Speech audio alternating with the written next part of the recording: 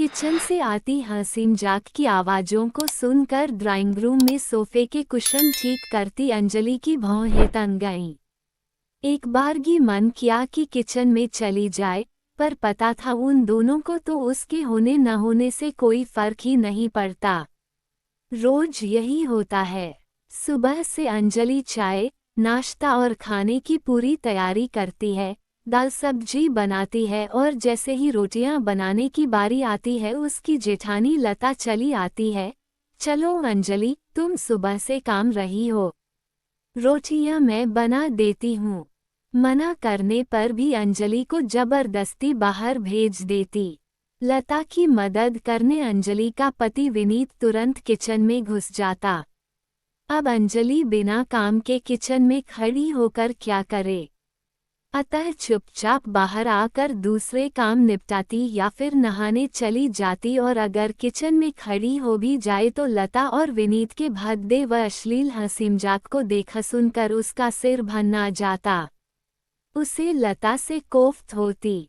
माना कि विनीत उसका देवर है, लेकिन अब तो अंजलि का पति है न, तो दूसरे के पति के साथ इस तरह का हंसी मजाक करना क्या किसी औरत को शोभा देता है?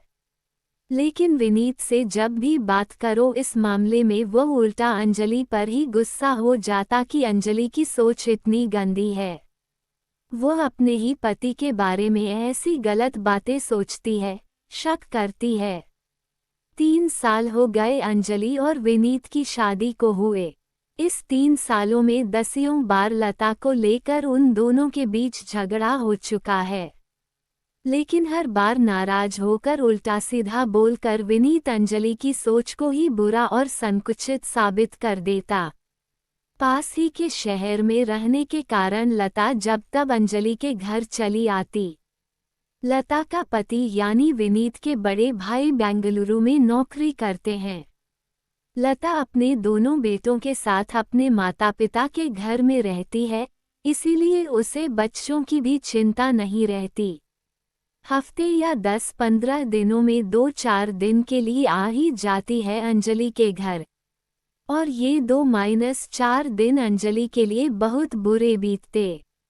लता के जाने के बाद अंजलि अपने आप को थोड़ा संयत करती, मन को संभालती, विनीत और अपने रिश्ते को लेकर सामान्य होती। तब तक लता फिर आ धमकती और अंजलि का जैसे तैसे सुचारू हुआ जीवन और मन दोबारा अस्तव्यस्त हो जाता।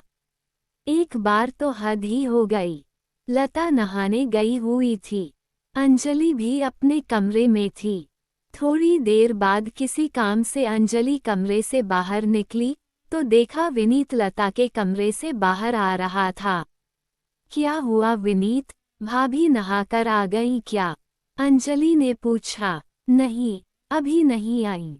तो तुम उनके कमरे में क्या कर रहे थे? अंजलि ने सीधे विनीत के चेहरे पर नजरें गड़ा कर पूछा।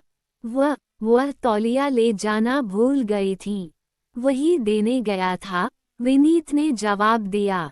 अगर उन्हें तौलिया चाहिए था तो मुझे बता देते, तुम क्यों देने गए? अंजलि को गुस्सा आया। तुम फिर शुरू हो गई। मैं उन्हें तौलिया देने गया था, उनके साथ नहा नहीं रहा था, जो तुम इतना भड़क रही हो। उफ, शक का कभी कोई इलाज नहीं होता। क्या संकुचित विचारों वाली बीवी गले पड़ी है? अपनी सोच को थोड़ा मॉडर्न बनाओ, थोड़ा खुले दिमाग और विचारों वाली बनने की कोशिश करो, विनीत ने कहा और फिर दूसरे कमरे में चला गया। अंजलि की आंखों में आंसू छलक आए। दूसरे दिन सुबह विनीत ने बताया कि लता भाभी वापस जा रही हैं। वो ऑफिस जाते हुए उन्हें बस में बैठा देगा। अंजलि ने चैन की सांस ली। 4 दिन से तो विनीत लता के चक्कर में ऑफिस ही नहीं गया था। लता जा रही है तो अब 10-12 दिन तो कम से कम चैन से कटेंगे। यूँ तो विनीत अधिकतर समय फोन पर ही लता से बातें करता रहता है, लेकिन गनीमत है लता प्रत्यक्ष रूप से तो दोनों के बीच नहीं रहती। लता और विनीत चले गए तो अंजलि ने चैन की सांस ली।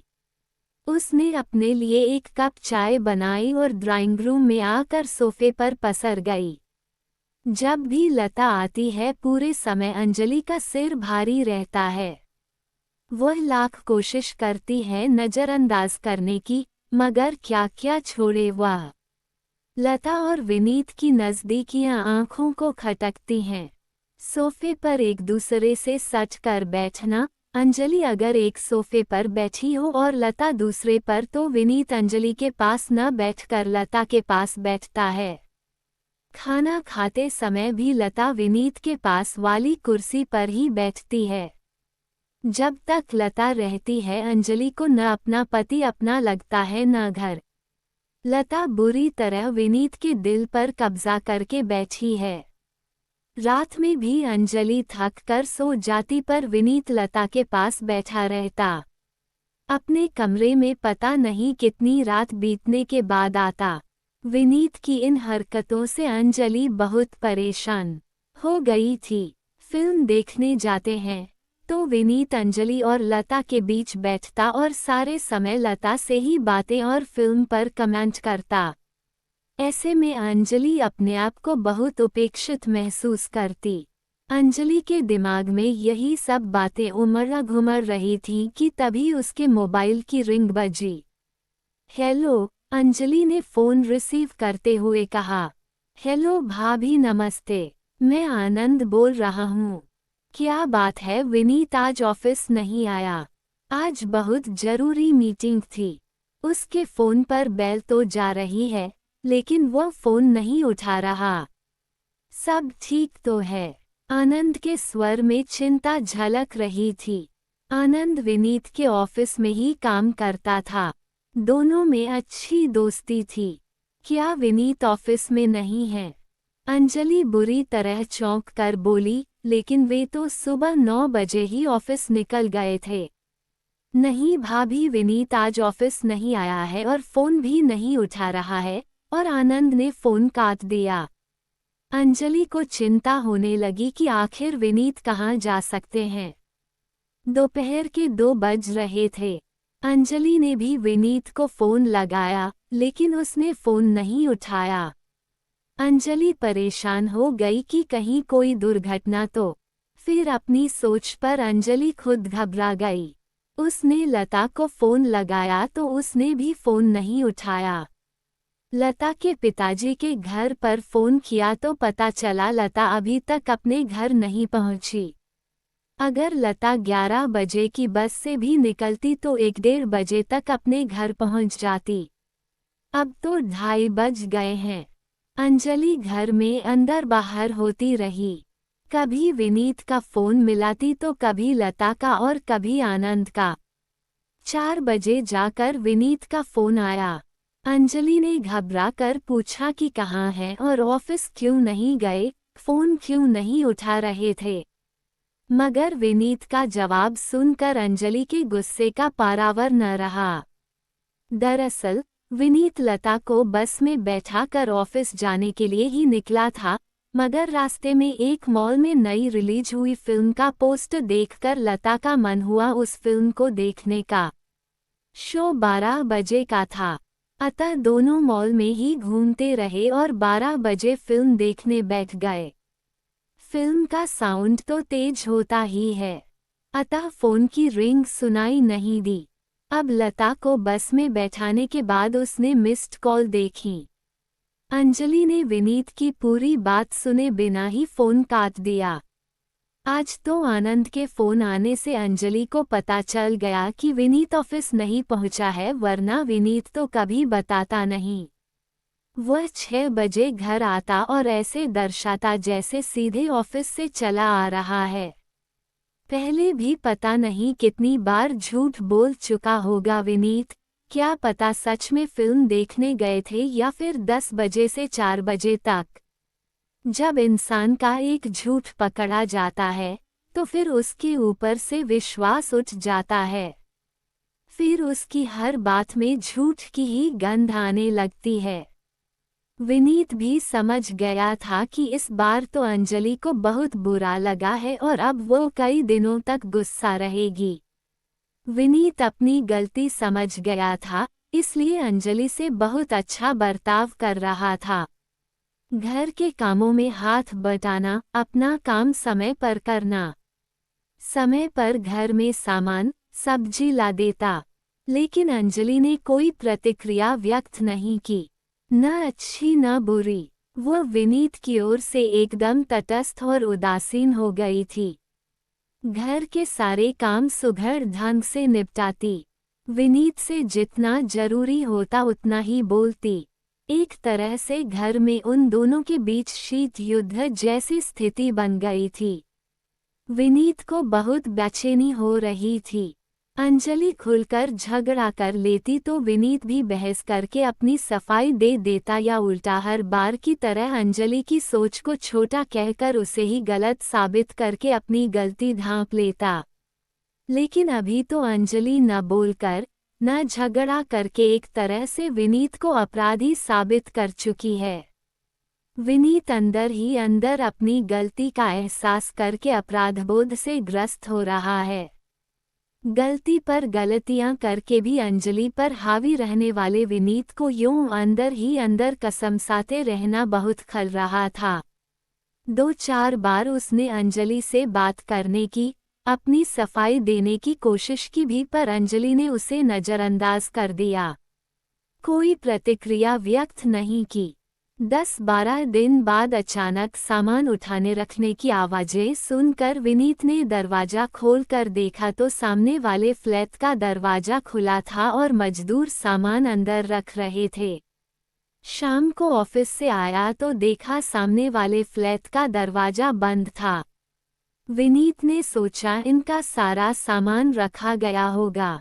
चाय पीते हुए उसने अंजलि से पूछताछ की तो पता चला सामने कोई फैमिली नहीं वरन एक युवक रहने आया है।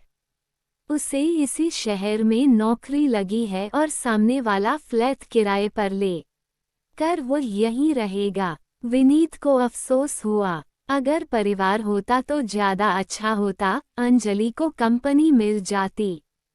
युवक का रहना न रहना तो बराबर ही है। दूसरे दिन सुबह अंजलि के बात करने की आवाज़ सुनकर विनीत बाहर आया तो पता चला वह युवक आया था बाई के बारे में कहने। अंजलि ने उसके यहाँ अपनी बाई भेजने का आश्वासन दे दिया। थोड़ी देर बाद वह पीने का पानी भरने के लिए बर्तन लेने आया। विनीत के ऑफिस जाने तक वह युवक जिसका नाम रोहित था 4-5 बार किसी न किसी काम से अंजलि के पास आया। विनीत ने सरसरी निगाहों से उसे देखा। लंबा, गोरा चिट्टा सुदर्शन युवक था। शाम को विनीत ऑफिस से घर आया तो अंजलि ने चाय बनाई और रोहित को भी चाय पर बुला लिया। रोहित आया, तीनों ने साथ चाय पी और बातें की। विनीत को ये भला लड़का लगा। उसका परिवार पास के ही शहर में रहता था। घर में मम्मी पापा के अलावा दादी, एक छोटी बहन और भाई भी है। थोड़ी देर बातें करके रोहित चला गया। 4-5 दिन में उसका घर व्यवस्थित हो गया। सामान जमाने में अंजलि ने उसकी मदद की। एक दिन विनीत घर आया तो अंजलि घर पर नहीं थी। रोहित के घर पर भी ताला लगा था। 5 मिनट बाद रोहित और अंजलि आ गए। अंजलि रोहित को किचन का कुछ जरूरी सामान खरीदवाने उसके साथ मार्केट गई थी। फिर तो रोज ही घर का कुछ न कुछ सामान लेने रोहित अंजलि को मार्केट ले जाने लगा। कभी ब्रेड, बटर, दूध तो कभी चादर, तकिए, पर्दों का कपड़ा तो कभी बाल्टी मंगाना इत्यादि लेने। अंजलि रोज विनीत के आने से पहले या समय पर वापस आ जाती। रात का खाना तो रोहित साथ ही खाता। 1-2 बार विनीत थोड़ा झुंझला भी गया कि यह क्या रोज रोज उसके साथ बाजार चली जाती हो। ऐसा ही था तो उसकी माँ आकर उसका घर क्यों नहीं सेट कर जाती। तब अंजलि ने कह दिया कि उसकी दादी की तबीयत ठीक नहीं है और बहन की परीक्षाएं सिर पर हैं, इसलिए वह भी नहीं आ सकती है। इसी बीच लता फिर उनके यहाँ आ धमकी। लता के आने से विनीत फिर उसके आगे पीछे घूमने लगा। उसे लगा कि अंजलि ये देखकर परेशान हो जाएगी हर बार की तरह। लेकिन इस बार तो अंजलि ने उन दोनों को पूरी तरह नकार दिया। लता आई तब रोहित की भी छुट्टियां थी, अतः वह सारा दिन अंजलि के यहीं रहता। रोटियां बनाने लता जैसे ही किचन में आई, अंजलि तपाक से बाहर चली आई और रोहित को बुला लाई। विनीत का अजब हाल हो रहा था। उसका ध्यान अंजलि और रोहित पर था और मन मारकर लता के साथ किचन में खड़ा होना पड़ रहा था। दोपहर के खाने के समय लता हमेशा की तरह झट से विनीत के पास वाली कुर्सी पर बैठ गई तो अंजलि बड़ी खुशी से रोहित के साथ बैठ गई। विनीत का पता नहीं क्यों खाने में मन नहीं लग रहा था। शाम को सब लोग टीवी देखने बैठे थे। लता विनीत के साथ सोफे पर बैठी थी। बीच बीच में हंसी मजाक करते हुए वह कभी विनीत के कंधे पर हाथ मारती तो कभी पैर पर। अंजलि दूसरे सोफे पर अकेली बैठी थी। तभी रोहित आ गया और अंजलि के पास बैठ गया। अब वे दोनों टीवी पर चल रहे कार्यक्रम पर कमेंट करते हुए ठहाके लगाने लगे। अंजलि भी हंसते हुए रोहित के हाथ पर या कंधे पर हाथ मार रही थी। विनीत बैठा बैठा कसमसा रहा था। आखिर में विनीत से रहा नहीं गया। वह उठकर जल्दी सोने चला गया। 10 मिनट बाद लता भी मुंह बनाकर अपने कमरे में चली गई। अंजलि जानबूझकर उस रात बहुत देर बाद सोने गई। जब तक रोहित बैठा रहा वह और अंजलि जोर जोर से हंसी मजाक करते रहे।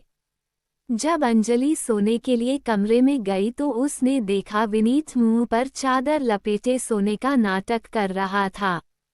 लेकिन बेचैनी से पहलू बदलने के कारण साफ समझ आ रहा था कि वह जाग रहा है। अंजलि विनीत की ओर पीठ करके चैन से सो गई। दूसरे दिन छुट्टी थी। लता फिल्म देखने के लिए विनीत के पीछे पड़ी। विनीत ने चुपचाप से प्लान बनाया और ऐन वक्त पर अंजलि से तैयार होने के लिए कहा। मगर अंजलि भी भला कहाँ पीछे रहने वाली थी।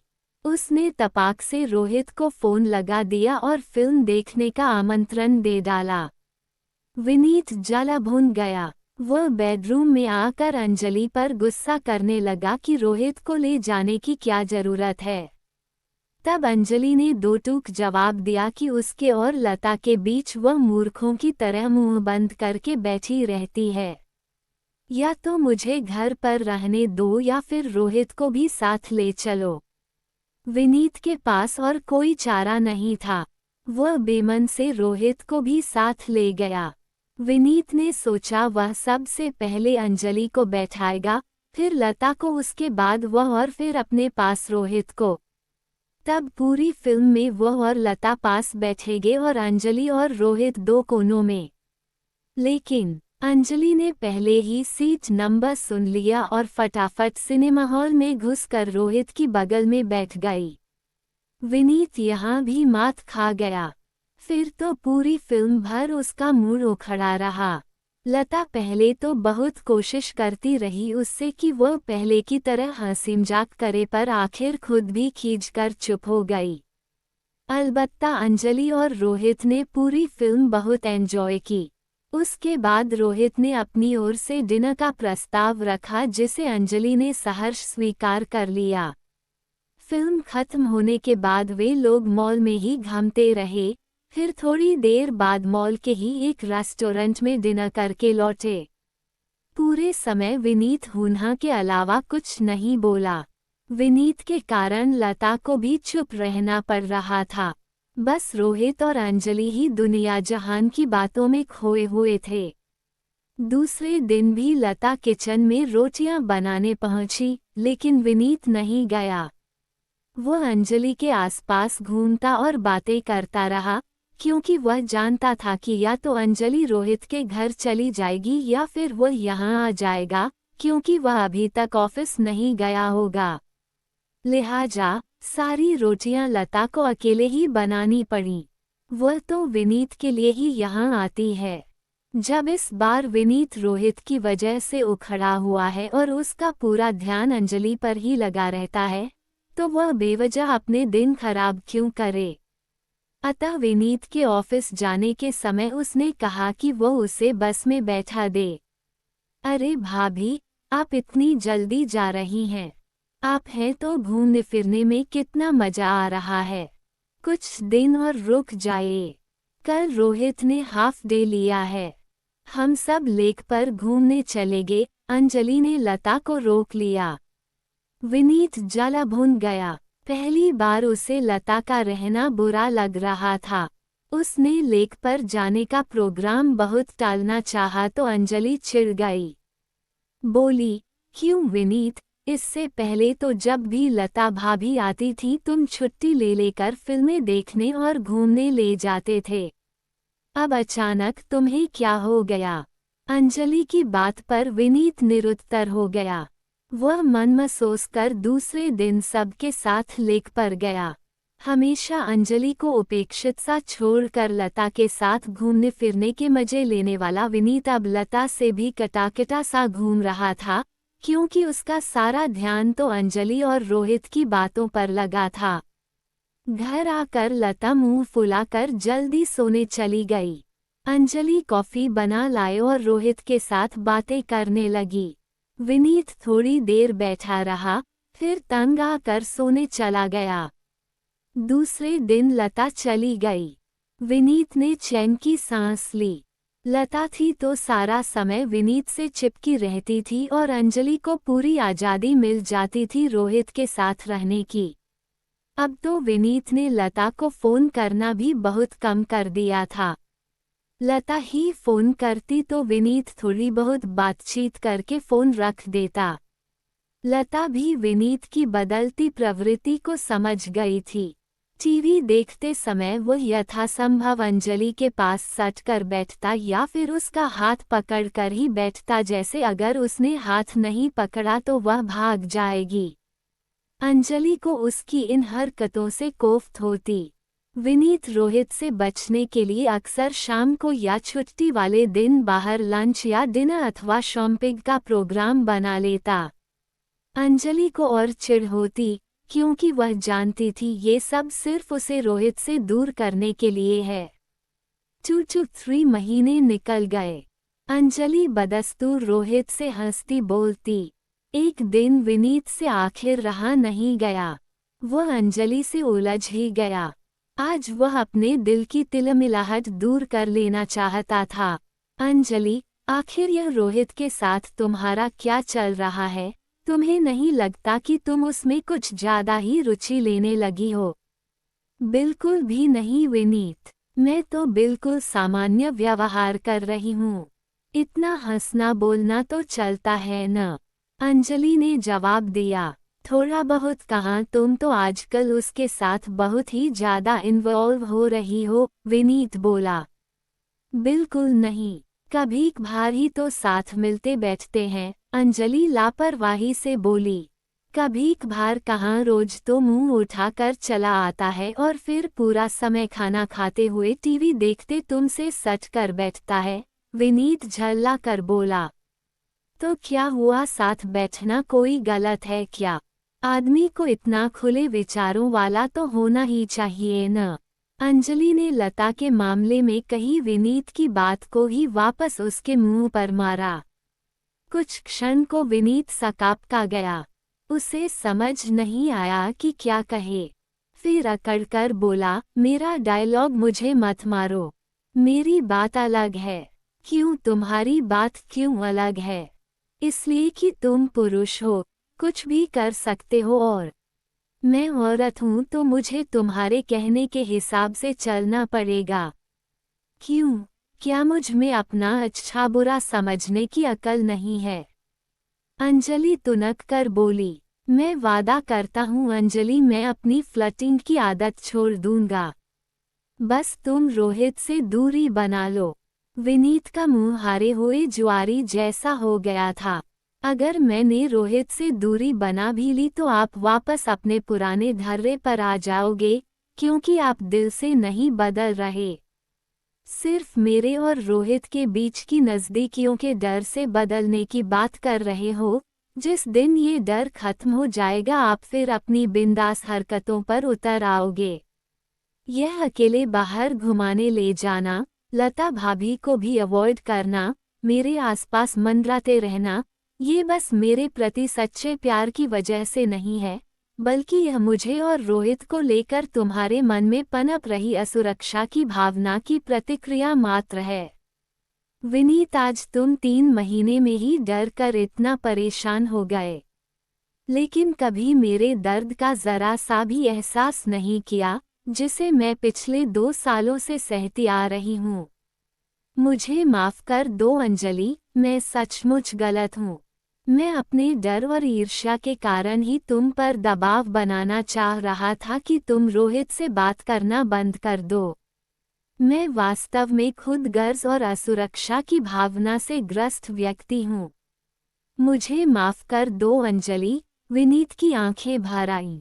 विनीत के स्वर की सच्चाई सुनकर और आंखों में पश्चाताप के आंसू देखकर एक बारगी अंजलि का मन पिघल गया, लेकिन तुरंत ही उसने अपने आप को संभाल लिया और विनीत के सामने से हट गई। ये सब ढोंग है। वो अब विनीत पर किसी भी तरह से भरोसा नहीं कर सकती। रोहित न सिर्फ उसका बहुत अच्छा दोस्त बन चुका है, बल्कि उसके दिल के भी काफी करीब आ गया है। विनीत की लता से नज़दीकियों ने अंजलि के मन में जो एक खालीपन और अकेलापन पैदा कर दिया था, उसे बहुत हद तक रोहित ने भर दिया था। अब वास्तव में अंजलि को कोई फर्क नहीं पड़ता था कि विनीत क्या करता है, किससे बातें करता है या कहाँ आता जाता है। अंजलि अब अपनी खुशी में मगन रहती। उसे भी एक मस्त, आगे पीछे घूमने वाला साथी मिल गया था। हाँ, विनीत जरूर अपनी गलती समझ गया था। उसने सपने में भी नहीं सोचा था कि लता के साथ उसके अनुचित व्यवहार का परिणाम एक दिन उसके घर में ऐसी आग लगा देगा। उसने लता से पूरी तरह से रिश्ता तोड़ लिया था। लता को भी अक्ल आ गई थी कि देवर देवर होता है और पति पति। आप हाव भाव दिखाकर परपुरुष को हमेशा के लिए अपने नाम नहीं लिखवा सकते। वो तो सोचती थी कि विनीत पूरी तरह से उसके पल्लू से बंधा है और उम्र भर बंधा रहेगा, लेकिन अंजलि के जीवन में रोहित के आ जाने से सारा परिदृश्य ही बदल गया। बच्चों की परीक्षा खत्म होने पर लता ने अपना बोरिया बिस्तर समेटकर अपने पति के पास बेंगलुरु चले जाने में ही अपनी भलाई समझी। देवर को मुट्ठी में पकड़कर रखने के चक्कर में कहीं पति भी हाथ से न निकल जाए। 2 नावों की सवारी करने के लालच में कहीं वह बीच समंदर में ही न गिर पड़े। विनीत की भी अक्ल ठिकाने आ गई थी। अपनी मौज मस्ती में चूर वह भूल गया था कि अगर पत्नी से वफादारी और ईमानदारी चाहते हो तो पति को भी त्याग करना ही पड़ता है। ताली एक हाथ से नहीं बजती। पति को भी रिश्तों की मर्यादा निभानी पड़ती है। विनीत के स्वभाव में अप्रत्याशित परिवर्तन ने अंजलि को भी सोचने पर मजबूर कर दिया। आजकल विनीत अंजलि और घर का पूरा ध्यान रखता, अपनी सारी जिम्मेदारियां पूरी निष्ठा से निभाता। उसके व्यवहार में कहीं कोई बनावटीपन नहीं था। उसे सबक मिल गया था। उसके स्वभाव में सच्चाई की झलक दिखती थी। अंजलि को पता लगा कि लता अपने पति के पास वापस जा चुकी है। उसने अपना घर उजड़ने से बचा लिया। अब अंजलि ऊहापोह की स्थिति में थी। वह सच्चा प्यार तो विनीत से ही करती है, मगर रोहित के आकर्षण को भी तोड़ नहीं पा रही थी।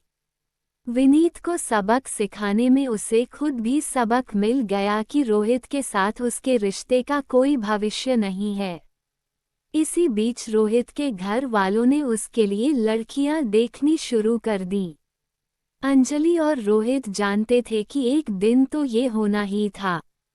बेवजह बन गए अनचाहे रिश्ते के बिना झंझट खत्म होने की संभावना ने अंजलि के दिल में एक सुकून सा भर दिया। चलो अच्छा है, इस बहाने रोहित और उसके बीच अपने आप दूरी आ जाएगी। वह भी इस दोहरी जिंदगी से ऊब गई थी। फिर उसका विनीत भी सुधर चुका था। रोहित को भी कई दिनों से लगने लगा था कि विवाहित स्त्री के रूप की मृगमरीचिका में भटकने से कुछ हासिल नहीं होगा। अंजलि सिर्फ विनीत की पत्नी है और उसी के साथ खुश रह सकती है। दूसरे की पत्नी के साथ उसका जीवन कभी सुरक्षित या खुशहाल नहीं हो सकता। उन दोनों के बीच रोहित हर हाल में पराया और बाहरी ही रहेगा। विनीत के दिलफेक स्वभाव से तंग आकर अंजलि मात्र परिस्थितिवश उसके करीब आ गई थी और कुछ नहीं। इस सच्चाई से अवगत होते ही रोहित का मोहभंग हो गया। पिछले कुछ दिनों से वह देख रहा था कि अंजलि उससे कटने लगी है। अपनी स्थिति जानकर चुपचाप अपने घर लौट गया। दूसरे दिन सुबह सुबह अंजलि ने घर की सारी खिड़कियां खोल दी।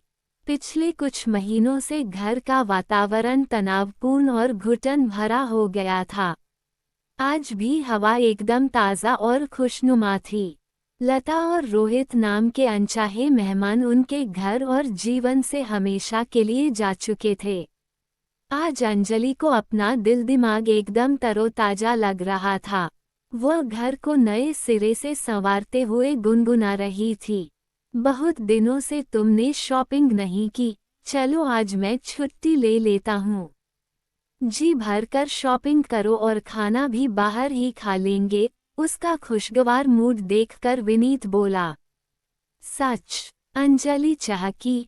शहर में हैंडीक्राफ्ट मेला लगा है, वहाँ भी ले चलोगे? हाँ बाबा, जहाँ कहोगी वहाँ ले चलूँगा। अब जल्दी से तैयार हो जाओ, विनीत हंसते हुए बोला। ओह विनीत, तुम कितने अच्छे हो। बस मैं हूँ, तुम हो और हमारा अपना घर है, अंजलि उसके सीने से लिपटती हुई भावुक स्वर में बोली। विनीत ने उसे कसकर बाहों में भर लिया। दोस्तों, अगर वीडियो अच्छा लगा तो वीडियो को लाइक और चैनल को सब्सक्राइब जरूर करें। और इन कहानियों को सुनाने का उद्देश्य किसी को परेशान करना बिल्कुल भी नहीं है। ये कहानी आपको इसलिए सुनाई जाती है ताकि आप लोग इन कहानियों में से कुछ न कुछ सीख सको और अपने जीवन में उस चीज़ को अप्लाई कर सको।